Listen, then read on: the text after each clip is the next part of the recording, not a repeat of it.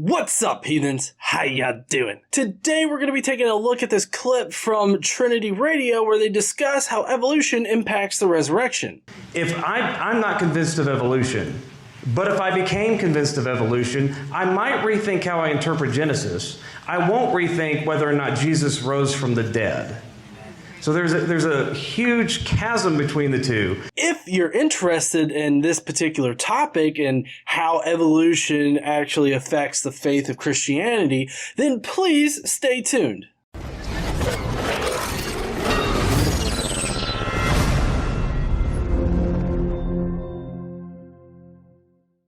Irreducible complexity. A Christian chemist I spoke to said irreducible complexity is no longer a strong argument because some proteins have been found to self-order. Comments? Well, thank you there, Todd. It feels like your name might be Todd. Anyways, Todd, thank you for the question. First of all, what I would say is that irreducible complexity was never a strong argument. So I don't see how irreducible complexity could have ever been a strong argument. So right off the bat here, whoever this scientist is that you talk to is full of bullshit. So there's that. And then also, I don't think that irreducible complexity was finally debunked with protein self-ordering or whatever the fuck. I think irreducible complexity is debunked by the fact that nothing that we've ever observed in reality is irreducibly complex. Every time you take a critical look at whatever structure that somebody says is irreducibly complex, we find out that it is indeed not irreducibly complex. Like with the bacterial flagellum, we've been able to mutate and delete proteins from that particular structure, and the structure didn't disappear, it just affected how much motility the bacteria had. So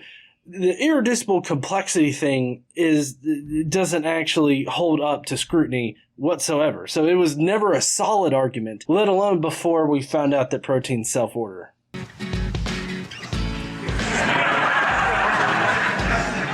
So there was a guy named Michael Behe who came up with this idea of irreducible complexity. He said, well, you can have evolution, but at some point you need room for the work of God and design to do it. And then other people come up with some counter theories and counter evidence to say, no, we've discovered that proteins can self-interlock and break down and form new things. Well, I mean, you're skipping a lot here because it's not like just these two instances that are at odds. With bacterial flagellum, we've known for a while how the bacterial flagellum developed through a single gene duplication. We've known that if you remove or delete or mutate proteins within the bacterial flagellum, it doesn't go away. It just affects the motility. So bacterial flagellum is the OG proof for irreducible complexity. And you're totally skipping that entire point. But anyways, go ahead. To me, here's the thing about all these scientific questions. When apologists talk about science and they're not scientists, they don't know what they're talking about. I don't know what I'm talking about when I'm talking about science. Thank you. I really appreciate you saying that. I don't think that you need to be a scientist in order to communicate the scientific ideas or even to do your own science experiments yourselves. I don't think that you need to be a scientist in order to do those things. But an apologist, somebody who's dogmatically holding a position because of an old book, does not need to be telling science that they're wrong because their book says so. So yeah, thank you for saying that. But here's what I do know. If somebody comes along and says, because evolution is true, therefore Jesus didn't rise from the dead, that's a non sequitur. I would agree. Evolution doesn't say anything about the resurrection of Jesus. But I would say that science itself could have an opinion on whether or not Jesus resurrected. Of course, these people think that the supernatural exists and that Jesus supernaturally resurrected, so science wouldn't be able to describe that. But as soon as something is able to be described by science, then it becomes natural. It becomes part of the natural world. And if something takes place in our natural world, then it has to be subject to the natural laws of reality. So regardless of how you want to spin it, the resurrection of Jesus has to be because of some kind of natural process or some kind of natural thing that happened. So science can definitely speak on the resurrection of Jesus, but evolution itself says nothing about the resurrection, no. One has nothing to do with the other. If I'm not convinced of evolution, but if I became convinced of evolution, I might rethink how I interpret Genesis. I won't rethink whether or not Jesus rose from the dead. I agree. The fact of evolution should make every Christian reconsider the literal version of Genesis and the Old Testament in general. You should definitely investigate what the book says and what actual history shows. Because if the Bible is wrong in Genesis, then what else could the Bible be wrong about? Which is something that we'll bring up later. So there's a huge chasm between the two. I know Christians that work in our seminary who do affirm evolution, and they still affirm Jesus rose from the dead, because no matter what process God used, he's still the creator. So I don't think much about those kind of issues. I understand how people are curious. We live in a science-enamored culture where we look to science to answer more questions than scientists should be allowed to answer because it's way outside of their field. Oh, what? Science and scientists can answer more questions than they should be allowed to answer? Woo! Your fascism is showing there, bud. I don't think that we should limit science in the questions that it can answer. What's the harm in answering a question exactly? I mean, if something happens in our reality, science should be able to describe it because science does its best to describe our reality accurately. That is the purpose of science. So, science is allowed? I'm still reveling over the fact that you think that scientists should be curtailed on what questions they can and cannot answer based on your particular faith. Like, what the fuck? I mean, personally, I don't even think that apologists should be restricted from trying to answer scientific questions. If you want to posit an answer for a certain scientific question, feel free. But the track record of religion being able to answer questions accurately and accurately represent our reality is very bad. Like, it's zero. Nothing in the Bible actually maps to reality. Well, I mean, unless you want to count, like, historical references to, like, Herod and all of that. But, I mean, even then, those kind of historical references we can get from elsewhere. And we've had to use other extra biblical things to confirm that those things were actually real. So the Bible doesn't really help us even in that aspect. But, see, that's the nature of science, is that we're fine if anybody wants to throw their hat in the ring for the answer to a certain scientific question. But you have to have the evidence to back it up, and the evidence has to absolutely point to your answer and support it. Religion doesn't have that at all in any question that it tries to answer.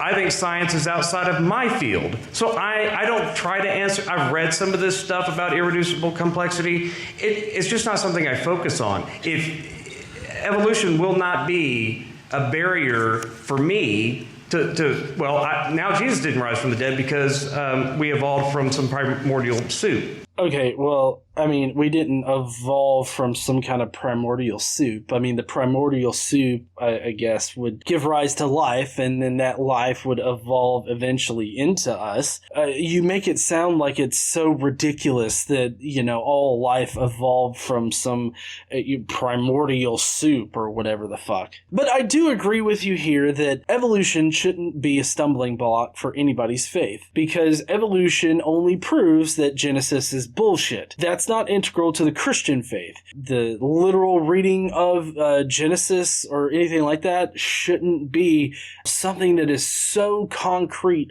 in your faith that it makes you reconsider your entire faith-based position. I think that evolution should give you an indication that maybe the Bible can be wrong about things and then lead you on a path of investigating the claims of the Bible. But I'm not saying that you should do that or that you should give up God or anything like that. Just accept what science says that is provably correct. Evolution has been proven to the point that it's a fact. It's a scientific theory, but it's also a fact at this point. So it's no new thing for religion to go against established facts. That's happened all throughout history. But what I'm trying to say here is that don't let these little facts make you think that, oh, evolution disproves God, because it doesn't. Evolution just states that all life on Earth evolved from a single-celled common ancestor. That's all it says, which shows that Genesis is bullshit,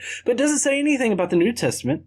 That's God's prerogative. I don't know for sure. I don't personally think so, but to me, it really doesn't matter if this argument about irreducible complexity gets debunked. The track record of science ever figuring a lot of things out is actually kind of bad, and they always change their mind every so often since they started doing science, and I expect that to go on.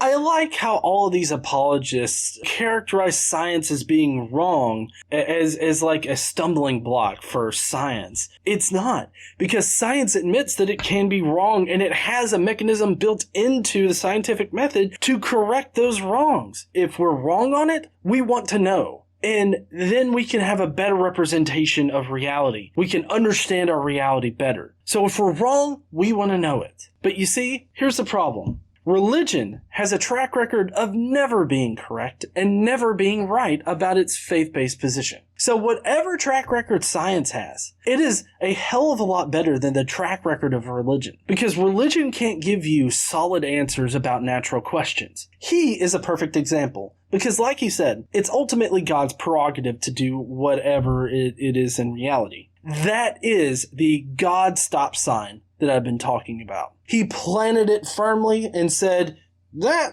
is where God explains it. It's up to him, and I don't care what's past it because I'm not going to look further into it because I don't give a shit. Leave my Jesus alone.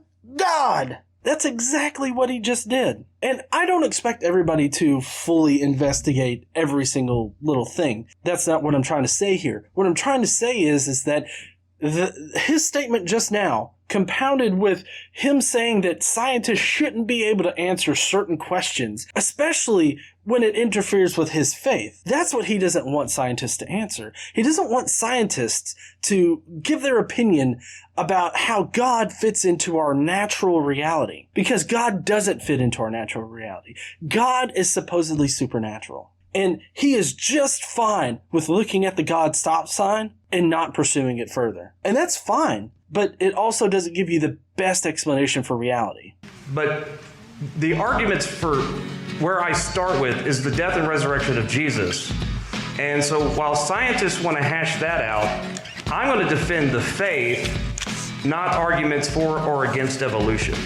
He just wants to defend faith, and that's fine. I'm totally fine with everybody having their own brand of faith. It doesn't really matter to me. But where it does matter is when you start shitting on, scientists in general, trying to tell scientists what they can and cannot answer. That's where I have a problem. Have your faith all you want to. Investigate your faith. Theologically investigate what the Bible says. But don't try to sit there and act like the Bible has natural answers for our natural world, because it doesn't. All the Bible has, all any religion has, is supernatural answers for natural questions. And you can't come to know the truth of reality through the supernatural, because the supernatural supposedly exists outside of reality. But if you think about it, in the past, all supernatural explanations have been surpassed by natural explanations. So it would seem to me that any question that you have where you get to the end of that question and the answer is God, it would seem to me like maybe that's not the actual answer. Maybe we can pursue this further